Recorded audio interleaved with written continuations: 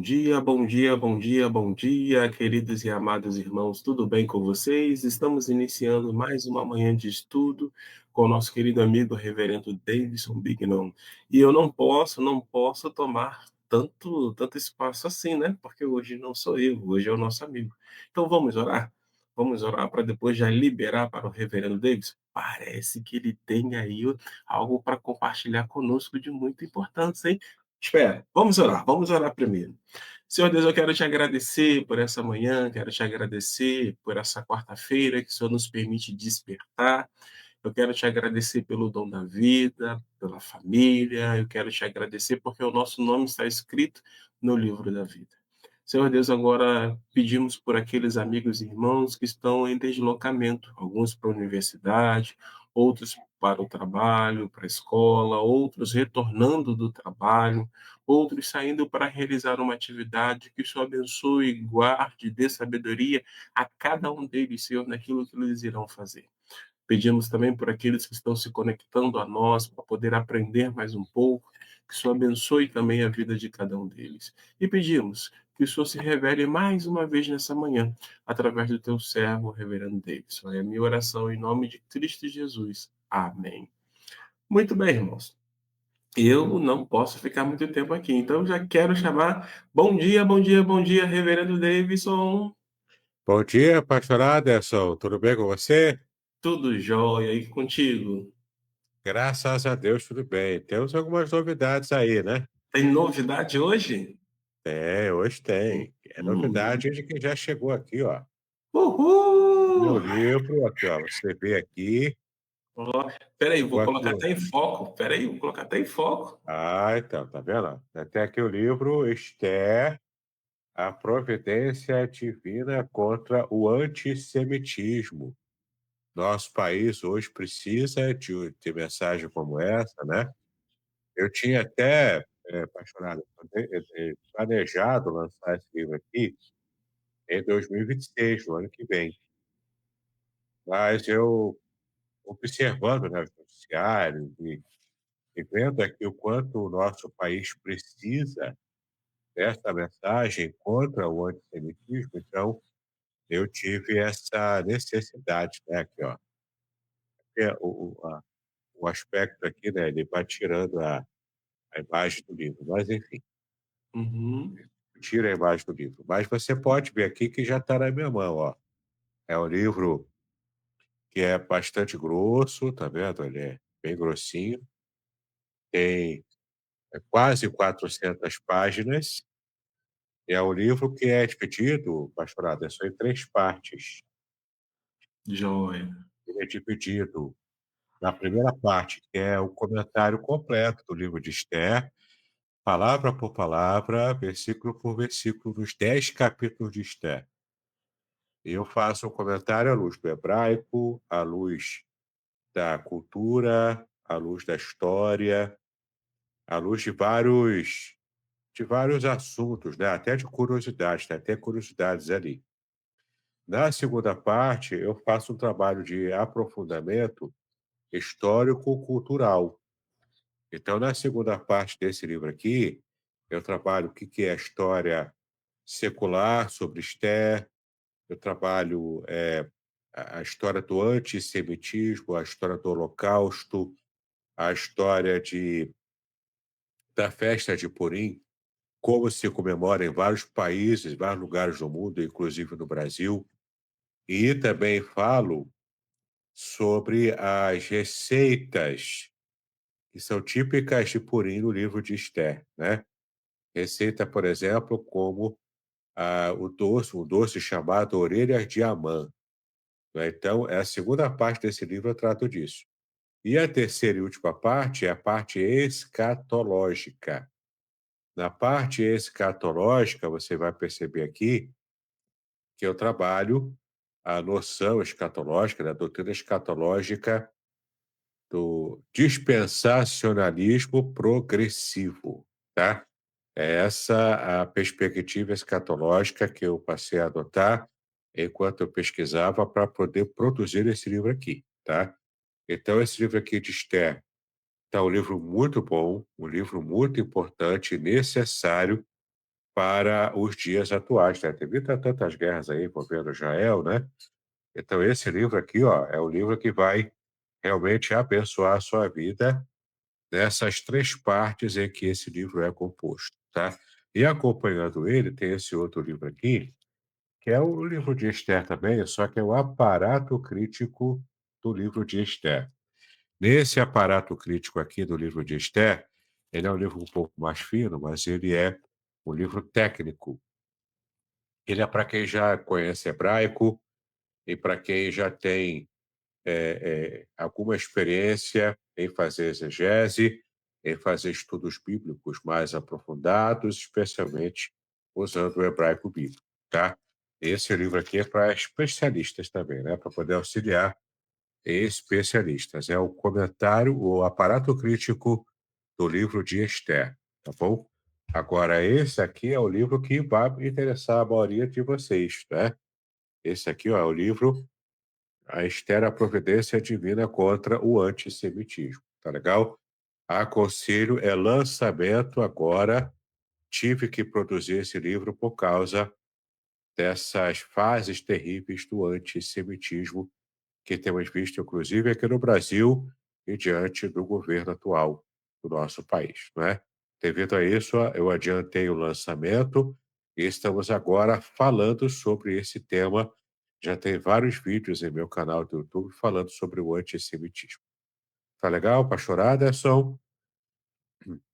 Joia, joia, joia. Parabéns, Deus te abençoe. E depois você, no final, Obrigado. passa aí como é que funciona, para que os irmãos possam adquirir o livro, aquela questão toda, tá bom? Irmãos, eu saio de fininho para que o reverendo Davidson possa dar continuidade aí ao nosso estudo e apresentar os demais materiais que ele tem disponível também. Deus abençoe, hein? Obrigado, pastor Aderson. Vamos então para a nossa tela. Já começamos a falar aqui, né? Falando dos livros ainda, né? Você tem aqui no site da Wiclap, tá bom? É wiclap.com, você coloca o meu nome lá, Davidson Mignon, né? Como está aqui, e você tem acesso aos meus livros, tá vendo? Os meus livros, desde o Vitória dos Desafios da Vida até os livros mais recentes, né? Mais abrangentes, até maiores, livros de mais importância, e aqui os 2 livros que eu tenho em destaque hoje, né? Você entrando aqui no Wiclap, digitando Esther, meu nome, você pode clicar aqui, ó, saiba mais, tá vendo? Aí você vai conhecer um pouco mais sobre o livro de Esther. Você tem aqui o comentário geral, né, do livro de Esther, a providência divina contra o antissemitismo, e você tem também aqui o aparato crítico do livro de Esther, tá bom? Você que não conhece, não estudou hebraico ainda, você vai aproveitar mais esse livro aqui, ó. Esther, a providência divina contra o antissemitismo. Tá legal? Então, faça contato comigo pelo WhatsApp 021 998 585402, né? Então, ou então vá direto aqui no site da Wiclap para você conhecer e adquirir os meus livros, tá legal?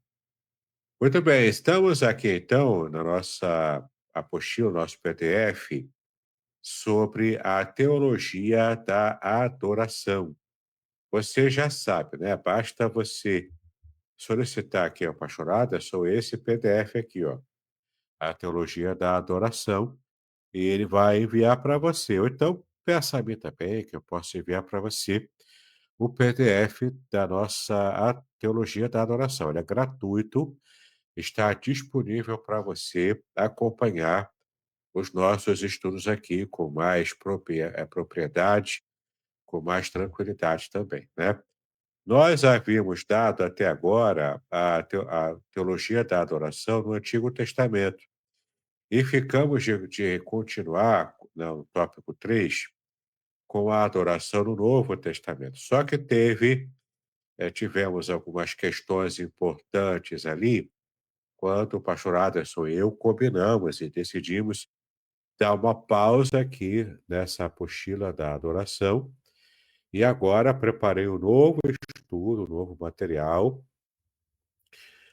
sobre esse tema aqui, ó, análise teológica de algumas canções evangélicas no Brasil, né? Surgiu nessa necessidade da aula passada, e o pastorado só falou: "Então vamos trabalhar então esse assunto, que é um assunto transversal ao nosso assunto principal, que é a teologia da adoração". E então preparei esse material. Esse material não está pequeno, ele está grande, ele tem 64 páginas. Talvez eu precise de mais de uma aula para poder dar esse material transversal, não é? E você também pode solicitar ao pastorado essa nova apostila, essa apostila maior, mais abrangente, sobre a análise teológica de algumas canções evangélicas no Brasil, tá bom? Então solicite ao pastorado, ou então peça para mim também que eu possa enviar para você. Muito bem, vamos então dar uma pausa aqui nessa, que é a o nosso estudo principal, para e tratarmos então do nosso assunto transversal. Tá legal? Vamos lá. Primeiro eu quero dar algumas observações iniciais, tá bom? Algumas orientações que são muito importantes. Primeiro, a primeira delas é que o meu objetivo aqui, antes de tratarmos dos tópicos aqui, o meu objetivo aqui não é criticar cantores, grupos ou até músicas, de modo geral, para você cancelar. Ah, agora vamos cancelar a música tal. Vamos cancelar o cantor tal, a cantora tal, o grupo tal, não é? A gravadora, nada disso, tá bom? Meu objetivo aqui não é produzir cancelamento, o meu objetivo aqui não é criar polêmica desnecessária, não é inventar moda para você me dar likes no meu canal do YouTube ou no canal aqui do Facebook da Igreja de Aracruz, né? Nada disso, tá bom? Nada disso. A gente não está caçando likes aqui. A gente não está querendo fazer o efeito de cancelamento, né, diante dessa aula aqui. Nada disso. O nosso objetivo é apenas dar o norte, especialmente para você que é líder, para você que é pastor, pastora, para as igrejas, né, denominações que também que tem pastoras. Você que é líder de um departamento, líder de música de louvor, do, do departamento de adoração, né, da sua igreja. Então, você pode usar essas aulas aqui e até essa apostila aqui, esse PDF, como um apoio, digamos, teológico, né, em alguns exemplos que eu dei, até para você conversar lá, talvez, com o seu pastor: "Olha, essa música aqui está estranha, veja aqui a letra, vê se a gente não pode mudar", não é? Ou se não puder mudar, evitar de cantar na igreja, por causa de alguns problemas que algumas letras têm, tá legal? Algumas letras têm, de fato, dificuldades e eu vou apontar alguns exemplos aqui. Os exemplos que eu vou apontar não são exaustivos, tá legal?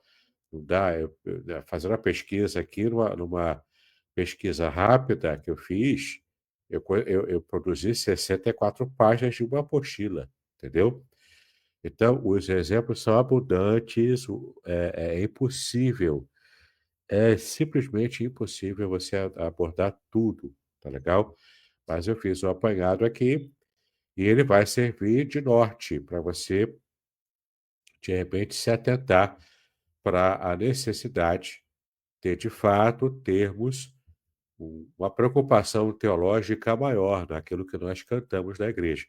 E esse assunto transversal surgiu quando eu falei do sistema teológico presente no livro dos Salmos, né, que era o cancioneiro da igreja não, era o cancioneiro de Israel no passado, né, e foi ainda adotado pela igreja. O Novo Testamento traz essa entoação de cânticos, de salmos e hinos espirituais, e hoje ainda nós musicamos os salmos, né? Então, se você quer conhecer a teologia do Antigo Testamento, condensada no livro só, você estude o livro de Salmos.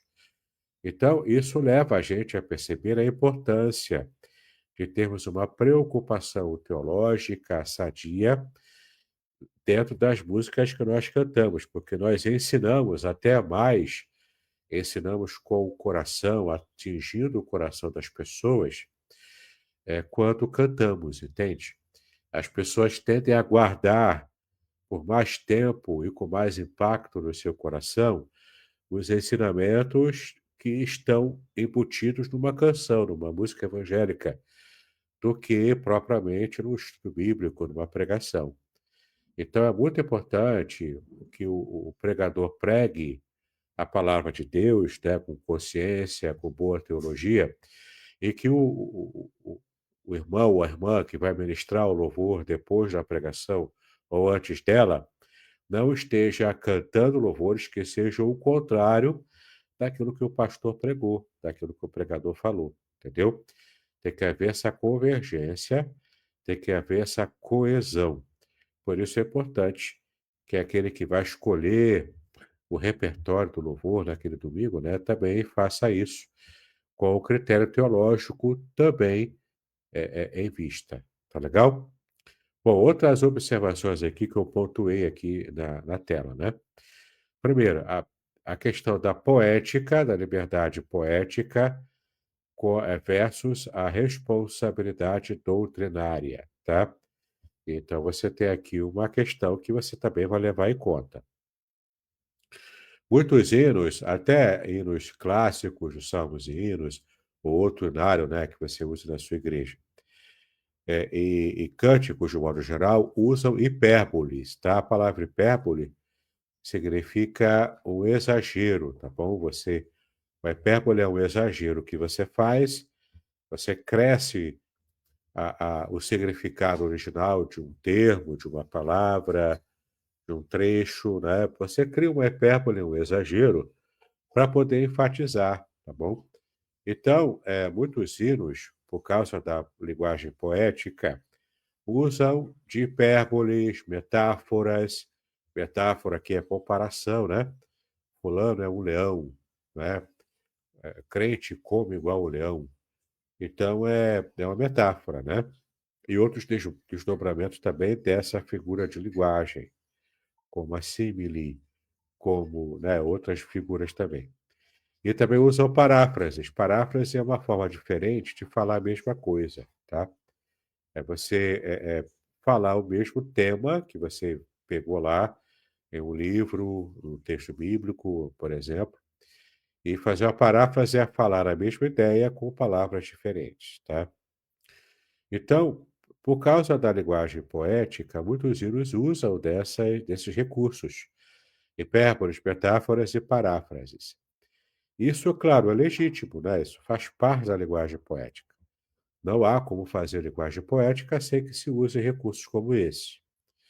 Mas não se deve contradizer confissões centrais da nossa fé cristã, por exemplo, a cristologia, que aqui é teologia, né? Cristologia, que é a doutrina de Cristo, o conceito bíblico do reino de Deus, a igreja, a graça e outros temas também que são importantes, que são nefrálgicos. Então você tem que ter cuidado para o pastor não pregar um tema importante como esse à luz da Bíblia e depois o louvor vai cantar, né, para arrematar a mensagem no culto e cantar algo que está sendo contra o que acabou de ter sido pregado. Ou o louvor que seja elástico na sua questão da doutrina, né, e acabe dando ou falando diretamente ou dando margem a alguém entender uma heresia, né. Então tem que ter muito cuidado. O repertório do louvor é tão importante quanto o cuidado que o pregador, que o pastor precisa ter ao pregar, entendeu? Então tem que ter critério sim, tá legal? Se você faz parte do ministério de louvor da sua igreja, leve isso em conta, você precisa ter preocupação teológica. Você não sabe, se você não tem conhecimento técnico, você não fez teologia, peça ajuda a alguém, mas precisa ter cuidado teológico sim, tá? Além disso, você precisa buscar a curadoria pastoral. Você vai conseguir a curadoria pastoral junto com o seu pastor, junto com a sua liderança, entendeu? Ou o pastor geral da igreja, o pastor titular ou o pastor presidente, né? Ou um pastor auxiliar que esteja atuando no ministério de louvor, entendeu? Ou seja, alguma ajuda de alguém que tenha o conhecimento técnico, que tenha formação teológica. Se você é líder, você vai precisar procurar. Ah, mas eu não sou líder. Então você precisa também ter a sua consciência teológica aguçada para você não cantar hinos meramente por cantar, só porque o dirigente lá mandou, não é? Quer dizer que se o dirigente louvor mandar você plantar bananeira na igreja, porque ele acha que isso é mais espiritual, você vai obedecer? Você vai fazer? Não. Nem tudo que o dirigente do louvor manda fazer, se você não, se aquilo não é na consciência, né, do seu coração, da sua mente, você não vai fazer, entendeu? Então essa é a questão aqui, você precisa buscar também a curadoria pastoral, ou seja, o cuidado pastoral, a orientação pastoral na escolha dos hinos para você poder louvar a Deus com consciência, tá bom? Quando uma linha é ambígua, uma linha, né, de um louvor, né, uma estrofe de um hino, de um louvor, é ambígua. Ambígua quer dizer que tem mais de um significado, né? Pode dar margem a entender uma heresia, por exemplo. O dirigente pode introduzir o hino com breve orientação, ajustar expressões problemáticas, nós vamos ver exemplos aqui, né? Sem violência ao texto do louvor propriamente, né? Pode tentar fazer uma espécie de curadoria, né, que é uma explicação rápida, para não tomar muito tempo, mas uma explicação rápida de cunho teológico, para poder reforçar o sentido real do que se pretende na tal estrofe ambígua, né, do louvor. E também, o mais importante, é ancorar a congregação nas escrituras, né, como está lá em Colossenses 3,16, que você diz o seguinte, aqui na Nova Almeida Atualizada: que a palavra de Cristo habite ricamente em vocês, instruam e aconselhem-se mutuamente em toda a sabedoria, louvando a Deus com salmos, hinos e cânticos espirituais, com gratidão no coração. Tá vendo aí? Você percebe que o louvor, a adoração, ela faz parte e tem que ser feita com a palavra de Cristo habitando ricamente em nossa vida. Então veja que os critérios, né, bíblicos e Novo Testamento aqui, né, para a gente poder adorar a Deus com louvores, passa pela a palavra de Cristo habitando no nosso coração, tá? Tem também o critério das igrejas reformadas, que nós adotamos aqui, né? Igreja reformada significa igrejas calvinistas, tá? Mas são critérios tão bons que vale a pena até mesmo igrejas que não sigam a teologia calvinista reformada, mas podem também adotar esse critério aqui, ó, que é cantar aquilo que a palavra de fato ensina, e não cantar ou evitar cantar aquilo que não está escrito estritamente na palavra, né? Você pode ver aqui em 2 Timóteo, capítulo 3, versículos 16 e 17. Veja aqui o que Paulo diz: toda a escritura é inspirada por Deus e útil para o ensino, para a repreensão, para a correção, para a educação na justiça, a fim de que o servo de Deus seja perfeito e perfeitamente habilitado para toda a boa obra. Então, se você canta a escritura, você está também ajudando e fazendo o papel, né, da igreja, cumprindo o papel da igreja, o papel pastoral, de usar a escritura para corrigir, ensinar, para educar na justiça, tá bom? Com o objetivo da perfeição do servo de Deus.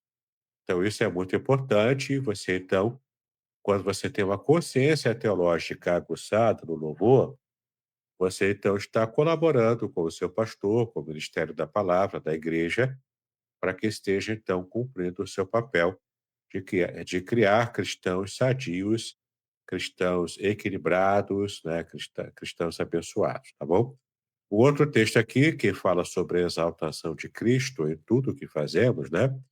E sua obra é Colossenses 1, de 15 a 20. É um texto longo, de 5 versículos, mas vamos lá, vamos dar uma olhadinha, né? Colossenses 1, de 15 a 20. Aqui se refere a Cristo. Ele é a imagem do Deus invisível, o primogênito de toda a criação, pois nele foram criadas todas as coisas nos céus e sobre a terra, as visíveis e as invisíveis, sejam tronos, sejam soberanias, quer principados, quer potestades. Tudo foi criado por meio dele e para ele. Ele é antes de todas as coisas, nele tudo subsiste. Ele é a cabeça do corpo, que é a igreja. Ele é o princípio, o primogênito dentre os mortos, para ter a primazia em todas as coisas. Porque Deus achou por bem que nele residisse toda a plenitude, e que, havendo feito a paz pelo sangue da sua cruz, por meio dele, reconciliasse consigo mesmo todas as coisas, quer sobre a terra, quer nos céus. Então você percebe aqui, nesse texto, que de fato esse critério reformado é importante. Cantar tudo aquilo que a palavra ensina, e apenas isso, evitar cantar o que a palavra não ensina, e também exaltar a Cristo e sua obra em todos os louvores, tá bom?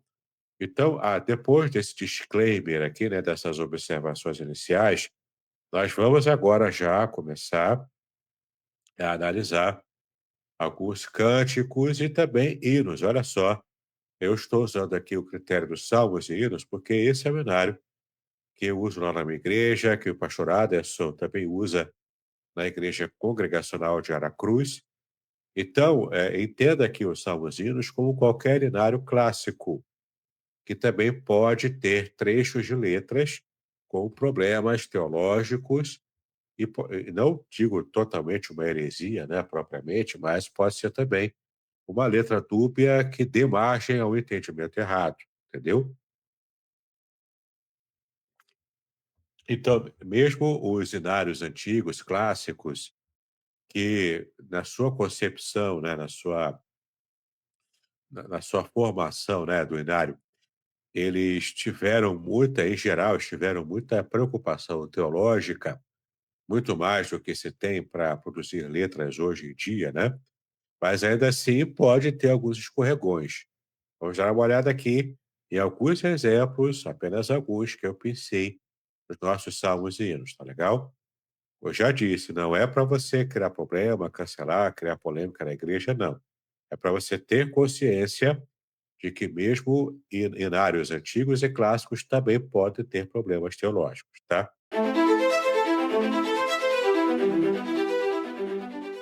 Curso livre de Teologia Básica com o Reverendo Davidson Bignon. Uma jornada completa de aprendizado cristão, com 20 disciplinas curtas que incluem e-books exclusivos, aulas em vídeo e bônus transformadores. Ideal para líderes evangélicos, pastores, seminaristas e todos que desejam aprofundar sua fé. Assine agora na Hotmart e aproveite 10% de desconto. Quer complementar sua renda? Seja um afiliado. Detalhes na descrição do vídeo. Não perca esta oportunidade de crescer espiritualmente e compartilhar conhecimento.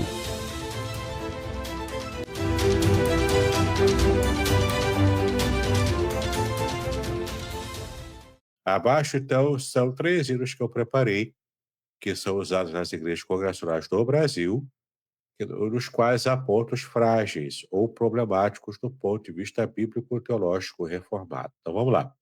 O primeiro exemplo é o conhecido Salmos hino 102, Sossegai, que é um hino que eu gosto bastante, sempre cantei muito esse hino, né? O verso problemático está nessa parte aqui, ó. Mestre, o mar se revolta, essa frase aqui principalmente, não temos um Salvador. Está logo na primeira estrofe, né? Mestre, o mar se revolta, não temos um Salvador. Não é essa parte aqui. Esse aqui é uma declaração problemática. A gente sabe que aqui tem o contexto.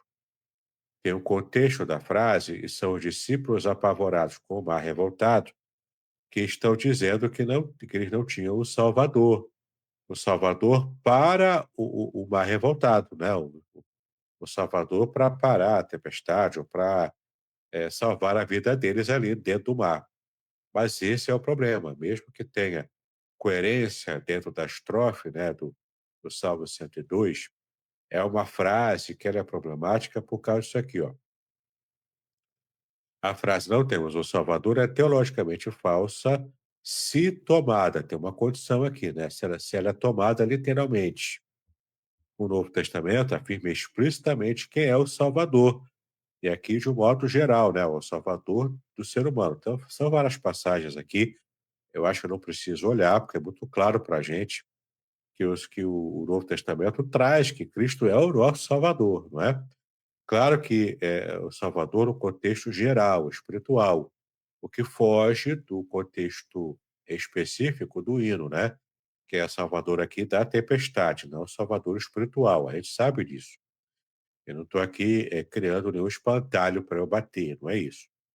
Mas a questão aqui é que se alguém desavisado vai cantar o hino e sem perceber ou até percebendo, ele pode estar dizendo o seguinte: pode relativizar no contexto de salvação mesmo, né, de salvação espiritual, pode relativizar a questão da obra de Cristo ao declarar que não há Salvador, entendeu? Então, aqui, no cântico desse hino dos Salmos e Hinos, não cabe mudar, não cabe cancelar o hino, nada disso. Cabe apenas dar uma explicação, porque não é uma heresia propriamente. É só uma frase que pode dar a entender uma questão teológica séria, entendeu? É só uma frase, talvez, que não foi pensada nesses termos, né? Quando a poesia, né, do Salmo 102 foi criada, tá? No episódio bíblico base, Marcos 4:35 a 41, que é a passagem bíblica do mar, né, que precisou ser acalmado por Jesus por causa da tempestade. Os discípulos disseram, na verdade, está literalmente assim na Bíblia: Mestre, não te importa que pereçamos? Só fizeram essa pergunta para Jesus, é como está na Bíblia. Eles não disseram que não temos um Salvador, entendeu? Então, ali, quem esteve compondo o Salmo 102, a letra dessa versão, ele não colocou ali o que está na Bíblia, entendeu? Que é o princípio da reforma protestante, de cantar só o que está na Bíblia, entendeu? Bom, a versão do hino dramatiza o pânico dos discípulos, ok, isso é parte da linguagem poética, tem certa liberdade poética desde que não fira uma verdade central da Bíblia, tá? Mas pode induzir, veja aqui que a palavra é indução, tá? Portanto, o hino não tenha isso como heresia, porque não é heresia, mas é uma indução que o cantor faz a declarar algo objetivamente inverídico sobre Cristo, porque Cristo é sobejamente provado na Bíblia de fato o Salvador, tá? Então é só para evitar algum tipo de ambiguidade. A ênfase poética é compreensível, mas repetida congregacionalmente pode normalizar confissões equivocadas, ainda que emotivas, tá? E aqui temos um problema sério. Muita gente, por causa da emoção, se apega tanto a um hino, né, que não admite sequer algum tipo de crítica à letra desse hino, desse louvor, dessa música secular até, né? Então é complicado isso, tá? Veja aqui Mateus 12:37, sobre essa questão das emoções, né? Olha só, Mateus 12:37, o que Jesus disse.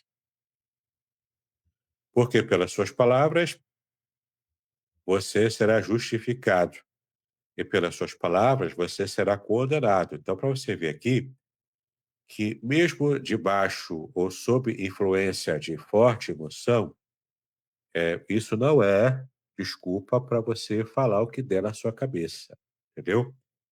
As suas palavras, até as palavras frívolas, as nossas palavras, vão ser levadas em conta, né, na hora do juízo final, tá bom? Como corrigir e cantar melhor, né? Aqui na apostila você vai ver depois que nós temos, você pode mudar a letra, o que eu acho complicado, porque mudar a letra de um hino clássico, né, que é impresso e produzido há décadas na nossa cultura evangélica, né? Então é complicado mudar o hino clássico desse, tá bom? Então não é para mudar. Mas você precisa pelo menos explicar isso e entender, né, que ali o contexto não é o Salvador de modo geral, mas é o Salvador, que não temos um Salvador, significa apenas daquela questão da tempestade do mar da Galileia que Jesus precisou acalmar. Tá legal? Muito bem, então tem outros textos bíblicos de apoio aqui que você pode ver, mas é só para você saber, tá? Então tá aí o primeiro exemplo de um hino dos Salmos e Hinos, que tem um problema que pode trazer uma interpretação errada, tem uma frase ambígua que pode dar a entender uma compreensão totalmente equivocada, tá? O outro hino é o 510, também muito conhecido e muito cantado. Chuvas de bênçãos, né? Chuvas de bênção teremos, se é promessa de Deus, né? Esse é o problema, é a parte problemática que está no refrão e também na estrofe um, tá? Na primeira estrofe. Então, olha aqui a frase, né? Chuvas de bênçãos teremos, sim, é promessa de Deus. Tá bom, mas onde é que Deus prometeu na Bíblia as chuvas de bênçãos, né? Vamos ver aqui, ó. Aqui outra parte que também é problemática. Ó. Manda-nos já, ó Senhor, dar-nos os frutos benditos dessa promessa de amor, na estrofe 3. Por que é problemático, né? O hino ecoa Ezequiel 34:26, que de fato fala, né, das chuvas de bênção. Vamos dar uma olhadinha lá. Ó. Êxodo 34:26. Delas e dos lugares ao redor do meu monte eu farei uma bênção. Farei descer a chuva a seu tempo, serão chuvas de bênçãos. Você perceba aqui que Ezequiel tem um contexto específico, tá? E quando ele fala em chuvas de bênçãos, era um contexto específico que envolve a questão do cativeiro que Israel, né, que no caso aqui Judá, o Reino do Sul, estaria enfrentando. E Deus estaria revertendo a questão do cativeiro, os sofrimentos, os lugares desérticos também, né, em chuvas de bênçãos. Aqui é uma linguagem metafórica aplicada ao contexto específico no Antigo Testamento, né? Linguagem de aliança com Israel, nesse contexto de retorno e renovação agrícola e nacional. Então, isso aqui tem a ver com do após o cativeiro babilônico, Israel voltaria a ocupar a terra e seria uma bênção. Por isso, as chuvas, porque a chuva tem a ver com a colheita. Pega aquela imagem da chuva, que abençoa com colheita, e a bênção aqui é de modo comparativo, né, mostrando o quanto a bênção da colheita, de fato, virá com chuvas, entende? Então, pega aquela imagem da chuva que produz a colheita e daí a abundância, a abastança, não é? E ninguém vai passar fome nessa fase. E pega essa imagem forte na Bíblia, e quando a gente traz aqui, especialmente aqui no Brasil, né, no Rio de Janeiro, coisa e tal, a chuvarada, quando cai aqui no Rio de Janeiro, não é bênção, não é sinal de bênção, é sinal de transtorno. Porque quando vem muita chuva e inunda tudo, a água invade as casas, as pessoas perdem tudo, alguns perdem até a vida. Vocês lembram, né, daquelas chuvas abundantes que costuma ter no final do ano, início de um novo ano, ou as chuvas de fevereiro e março, e os estragos que isso faz, né? Então, não está muito claro, quando cantamos hoje, qualquer hino que fala sobre chuvas de bênçãos, essa noção de chuva atrelada à bênção, porque aqui no Rio de Janeiro, em outros estados do nosso país, e até mesmo em outros países, né, a chuva pode estar associada a catástrofes naturais. Tsunamis, né, enfim, né, que é uma abundância de água, que não é chuva, mas é abundância de água, né? Então você vê que precisa fazer contextualização, para que não haja um entendimento errado, entende? Não fica uma coisa assim muito fora da realidade, né? Então, veja bem, né? No uso popular, o cântico costuma ser entendido como garantia de prosperidade material imediata, após a chuva lá, o que desloca a promessa do seu contexto pactual, é o pacto de Deus com Israel, que é a aliança, né, de Deus com Israel, e pode também alimentar expectativas triunfalistas, com prosperidade, resultados visíveis já, né, imediatamente. E nada disso aí é promessa da Bíblia, entendeu?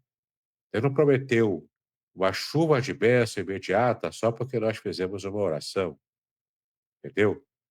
Aqui, ó, se é a promessa de Deus, chuvas de bênçãos teremos. Então, traz essa ideia de porque eu orei, porque Deus prometeu que vai me dar chuva de bênção, então, olha, vai me dar agora. E tem muitos casos em que Deus não abençoa materialmente, ou pelo menos imediatamente, alguém que fez uma oração. Vários casos, você mesmo já deve ter tido experiências assim, não é? Em que Deus parece demorar a responder. Então, essa aqui é a questão, entendeu? Esse não chega a ser também uma heresia, como o outro também não é, porque é como eu disse, né, os critérios teológicos dos hinos antigos e clássicos eram levados muito mais a sério do que os critérios atuais. Hoje os critérios são mais de mercado, de aceitação do mercado gospel, mais do que nesse compromisso com a teologia, né? Bom, no Novo Testamento, as bênçãos que o Pai prometeu à igreja são espirituais em Cristo. Lá em Efésios 1:3 fala claramente sobre isso, né? As bênçãos são mais na ordem espiritual. Veja aqui, Efésios 1:3: Bendito seja o Deus e Pai de nosso Senhor Jesus Cristo, que nos abençoou com todas as bênçãos espirituais nas regiões celestiais em Cristo. Então você percebe aqui que as bênçãos são espirituais, tá bom? E elas já foram dadas a nós, está no passado aqui, então ela já foi dada, tá legal?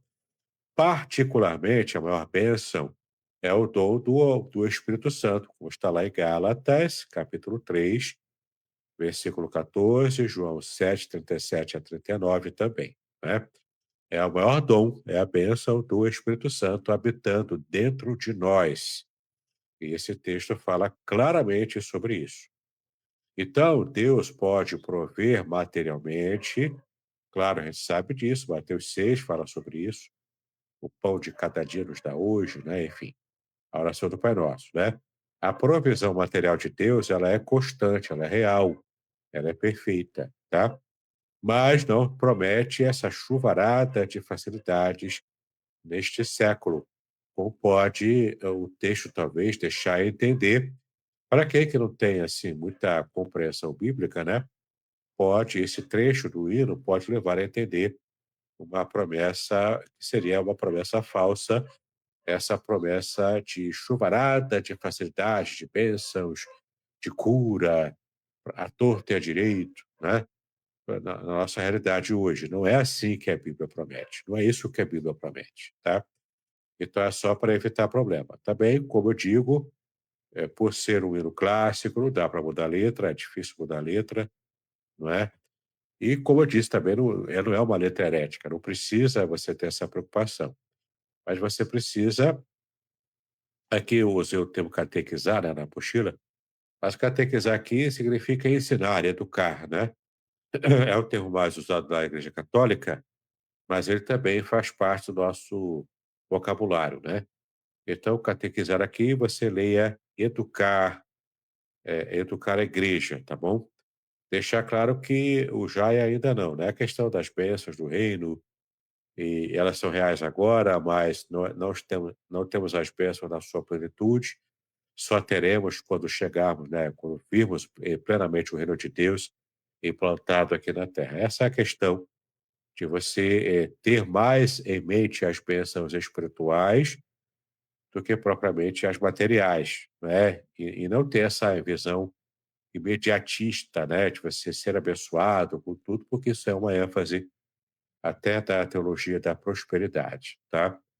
Então, é só fazer essa educação e esse comentário, né? O Ministério do Louvor fazer esse comentário quando forem cantar esse hino aqui, tá? E para fechar a aula de hoje, nós vamos ficar só em 3 hinos do Inário hoje. É o hino 627 dos Salmos e Hinos, hino pela pátria, né, que ele é menos cantado, né, em nosso país, Eu, pelo menos, né, conheço pouco desse hino, mas também tem alguns versos problemáticos aqui, ó. Em 3 estrofes, né? Divino Salvador, contempla com favor nosso país, dá-nos interna paz, governo bom capaz. Na estrofe 1. Na estrofe 2, olhamos para ti, vem dominar aqui o rei dos reis, dirige o pátrio lar, ensina a governar conforme o teu mandar, por justas leis. Estrofe 2. E a 3, ao chefe da nação, otorga a direção do teu amor. Então, perceba que não tem nada de heresia aqui, não tem nada errado aqui. Não tem nenhuma heresia sendo ensinada aqui. Aliás, é uma oração bastante atual e abençoadora que poderíamos fazer para o nosso país hoje. Hoje a gente precisa de uma direção de Deus, especialmente para os nossos governantes, né, atualmente. Eles principalmente precisam disso, né? Mas veja só, né, porque pode ser problemático essas 3 estrofes. Porque elas podem ser problemáticas, né? O hino é cívico devocional, e em se orar pelos governantes é bíblico, como diz lá em 1 Timóteo 2, 1 e 2. Vamos só ler aqui esse trecho, né, para poder pontuar, né? 1 Timóteo 2, versículos 1 e 2. Antes de tudo, peço que se façam súplicas, orações, intercessões e ações de graças em favor de todas as pessoas. Aqui é de modo geral, né? Ore em favor dos reis, aqui já entram os governantes, né? Príncipes, reis, presidentes, né? E de todos os que exercem a autoridade. Até o guarda municipal lá da sua rua, o pastor da igreja é uma autoridade, alguém que é um funcionário público, né, e naquele momento ali, naquele ambiente, ele é autoridade, enfim, né? Pais, mães, no contexto do lar, tudo é autoridade, né? Então, ore em favor dos reis e de todos os que exercem autoridade, para que vivamos vida mansa e tranquila, com toda a piedade e respeito, tá? Aqui é claro o contexto aqui de você ter essa vida mansa e tranquila, com piedade e respeito, de respeito a quando você ora e Deus atende, né? E toca na consciência lá do governante. Mas, meu chapa, se o governante se mantém alheio, né, ao direcionamento que Deus está dando, aos vários avisos que às vezes Deus dá, se esse governante se mantém alheio, aí não tem jeito, né? Você tem que esperar para a bênção chegar mesmo. Vai levar mais tempo. Então, olha só. Contudo, a redação do hino, né, e o uso litúrgico podem deslizar para uma confusão entre o reino de Deus e o projeto nacional, que aqui diz respeito a governos, né? O projeto nacional diz respeito a um governo específico, durante um tempo em que o governo está vigorando. Então, pode haver a confusão do reino de Deus, que é perfeito, com um projeto de governo nacional que é imperfeito, que não tem perfeição alguma, né? Isso mesmo para o melhor presidente que seja, o melhor rei que seja, né? Que dirá os piores reis e presidentes. Algo que a teologia reformada procura evitar. A teologia reformada procura evitar essa confusão entre o reino de Deus, que ele é especificamente escatológico, com o reino de projeto nacional aqui, né, que são projetos humanos, entendeu? Então, tem que evitar fazer idolatria a líderes políticos, partidários, né? Dizer que o líder tal é o pai dos pobres, o líder tal é o mito, não é? Isso é idolatria. E não tem nada a ver com o reino de Deus, porque esse sim será o reino perfeito, mas ele é escatológico, ele já teve um início, ele já começou, ele foi inaugurado por Cristo em seu ministério aqui na Terra, tá? Mas ele não foi plenamente instaurado. Então não adianta você criar uma expectativa de que um projeto político, de que um governo vai trazer o céu para a terra. Não vai. Nenhum governo político, por melhor que seja, vai trazer o céu na terra. Isso aqui é só quando o reino de Deus estiver implantado de modo definitivo e completo. Antes disso aqui, são, no máximo, tentativas de termos um governo melhorzinho, entendeu? Ou pelo menos o menos pior, tá? Mas a perspectiva do cristão, que é bíblico, é de não confundir as coisas, não é? Faça as suas orações, pode cantar tranquilamente esse hino, tá? Mas ele pode exigir essa explicação aqui, para que não haja confusão naquele que está cantando, na igreja que for cantar esse hino com essa perspectiva cívico-militar, tá legal? Cívico-nacional. Então, vem dominar aqui, né, quando pede para Deus dominar, pode sugerir, novamente uma sugestão, né, de teocracia nacional ou messianismo político, enquanto que o Novo Testamento delimita o papel do Estado, tá? Ele é bem limitado, e também o da igreja, que é separado, tá legal? Sem prometer que uma nação específica seja cristianizada por decreto, porque esse é o maior problema, por exemplo, de países que são teocracias nacionais, né? Lá isso acontece muito na religião muçulmana, não é?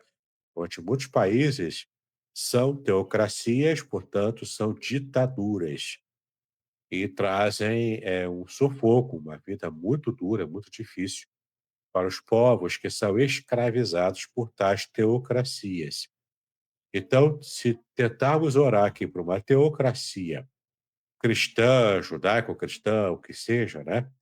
A gente pode também criar uma nova forma de ditadura, tá? Ou até uma forma de ditadura antiga, né? Que eles estamos revisitando. Isso não é bom, tá? Então, não cabe ao ser humano tentar implantar por uma ditadura, por uma teocracia nacional, o reino de Deus aqui na marra, aqui na terra na marra, tá bom?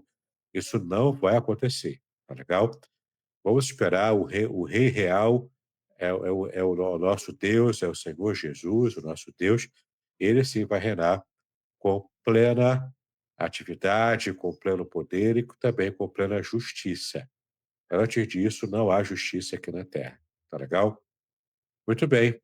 Então, segundo o Novo Testamento, temos que separar, né, essa questão da teocracia nacional do messianismo político, que é horrível, é terrível, é idolatria, porque o Novo Testamento limita o papel do Estado e da Igreja, sem prometer que uma nação específica será cristianizada por decreto.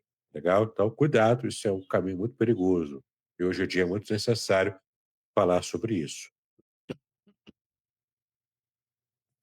O risco prático é a sacralização da identidade nacional, que é a civil religião, né? Deslocando a esperança do povo de Deus da missão da igreja para o projeto patriótico, né? Mesmo os projetos, né, de ação social, de ação de prestar serviço de ação social para os mais pobres, para aqueles que estão em situação, né, de vulnerabilidade social, ela é importante. A igreja precisa prestar atenção e fazer isso. Mas eu repito, de acordo com a Bíblia, não é a missão mais importante da igreja cuidar dessas questões sociais, inclusive. Não é a missão mais importante. O chamado da igreja é para pregar o evangelho de todas as formas, inclusive usando o seu engajamento social, o seu engajamento político até, e dando conscientização política para as pessoas, especialmente se a sua igreja está localizada no bairro ou no local em que haja pouca compreensão e pouco engajamento político. Então, a igreja faz muito bem em não se associar a um projeto político específico, mas ela pode conscientizar as pessoas para que elas próprias tenham a percepção dos projetos políticos que estão sendo ventilados ali numa situação de eleição. Tá legal? Aqui na apostila que você vai pegar em casa, você pode ler como corrigir e cantar melhor. Naturalmente, como é um hino antigo, também não tem como mexer na letra, pelo menos facilmente não tem como fazer isso, né? Mas, na verdade, nem precisa, né? Porque aqui é mais uma questão de compreensão e de você clarear a mente de quem for cantar esses hinos aqui, tá legal? Muito bem, então vamos fechar por aqui. E na próxima semana, na próxima aula, né, se Deus quiser, a gente vai ver aqui as canções do mainstream, tá bom? Canções que são cantadas na rádio, cantadas no YouTube, né? Enfim, que faz sucesso. Vamos analisar a letra de algumas delas. E aqui sim vamos encontrar heresias, inclusive. Tá legal? Pastor Anderson, a palavra é sua. Vamos seguir então aqui, né? Joia, joia, joia. Quero dar bom dia aos irmãos que estiveram e estão conosco. Zilmar Guimarães, bom dia. Zilmar Guimarães, Marli Miranda, bom dia, Marli Miranda e outros que passaram por aqui durante um determinado período. Que Deus abençoe. Viram como que esse estudo é muito importante e eu achei muito interessante, sensacional por parte do nosso querido reverendo Davidson, é que é muito fácil falar do vizinho, né? Olhar para dentro de nós muitas das vezes é difícil. E ele, assim, isso não foi muito bom, muito assertivo, no sentido de, não, vamos ver primeiro algumas coisas que nós cantamos e que precisam de um esclarecimento para que nós possamos cantar com mais consciência, né?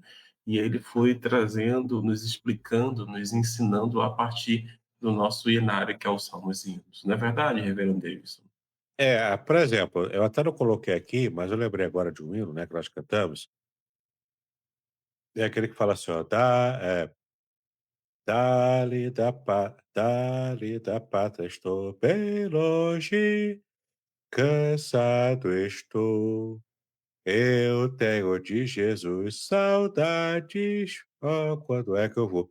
Então, veja essa parte, eu tenho de Jesus saudades. Não dá para ter saudade de Jesus, porque eu tenho o Espírito Santo, que foi enviado por Jesus para que eu não tivesse saudade dele. Entendeu? E como que eu posso estar cansado e ter saudade da pátria, numa pátria que eu ainda não conheci, porque eu não fui lá ainda? Portanto, essa pátria é aqui terrena, entendeu? Então, aqui é um problema de lógica. Não chega a ser uma heresia também, mas é um problema de lógica, entendeu? Então, assim, são pontos que quando a gente coloca na ponta do lápis, né, a gente acaba percebendo algumas questões que a gente pode pensar criticamente, né? Não é pecado pensar criticamente numa letra de um hino, por mais clássico que seja, né? Show, show, show, show. Tá vendo aí, irmãos? Isso aí é importante para nós, principalmente nos dias de hoje. E como o reverendo Davidson comentou, não é para você cancelar ninguém, não é para você. Não, não é para fazer isso. É só para você estar informado, compartilhar lá com a liderança, ver a melhor maneira de administrar isso. Por exemplo, eu sei que o reverendo Davidson, na igreja que ele participa, assim como nós aqui, nós temos alguns cuidados. Às vezes todo o contexto está ok, mas uma frase está inadequada, não está legal. A gente pede, vê a melhor maneira de ajustar para poder cantar aquele louvor, aquela canção. Na verdade, mas calma, tem mais coisas ainda que o reverendo Davidson vai tratar. Eu quero te incentivar, te encorajar a compartilhar essa live com outras pessoas, para que outras pessoas possam também estar conosco, possam também aprender como nós temos aprendido. Tá E bom? você perceba que, olha a promessa que eu vou fazer. A partir da hora que vem, vai pegar fogo, entendeu? Vai pegar fogo, porque eu vou falar de cânticos do mainstream, né? Que toca no seu coração. Se você é mais antigo, o que toca mais no seu coração é os salmos e hinos, ou o outro inário equivalente, né? São as músicas mais clássicas. Agora, quando eu falar do mainstream, eu vou falar dos cânticos atuais, que você canta hoje na sua igreja, que pode mexer com o seu coração. Então se prepara, vai pegar fogo na nossa próxima aula sobre esse assunto também. Vou até começar a jejuar e orar. Faça isso, entendeu? Prepara uma água gelada aí para apagar o fogo, porque Apagar olha, o fogo, apagar o fogo. a aula que vem Muito vai ser, hein? Isso aí, isso aí. Mas a ideia é trazer a reflexão, né? Possamos ponderar, pensar e não cometer algumas gafes. Esse é o nosso propósito, né? Reverendo Davis, eu quero te agradecer mais uma vez por tua presença, por tua participação, por contribuir com o nosso crescimento no conhecimento da palavra, o nosso crescimento também na fé. E eu vou pedir ao amado irmão, então, que faça as suas considerações finais, e logo após, por gentileza, queira orar também por nós, tá bom? Amém. Obrigado, pastor Aderson. Eu quero reforçar aqui, né, o meu livro novo. Você vai, olha, vai por mim, você vai gostar muito desse material. Esse livro aqui, eu tive um trabalho redobrado, correndo contra o tempo para lançar esse ano ainda, e a gente ter algum tipo, né, de palavra, até um texto, né, que ele é bastante abrangente, ele é bem amplo, vai abençoar a sua vida e você vai conhecer como combater o antissemitismo, vai entender o que que é antissemitismo, vai aprender a combater isso, para de fato você deixar de cometer o pecado do preconceito racial contra judeus, tá? É muito necessário, é muito importante no dia de hoje.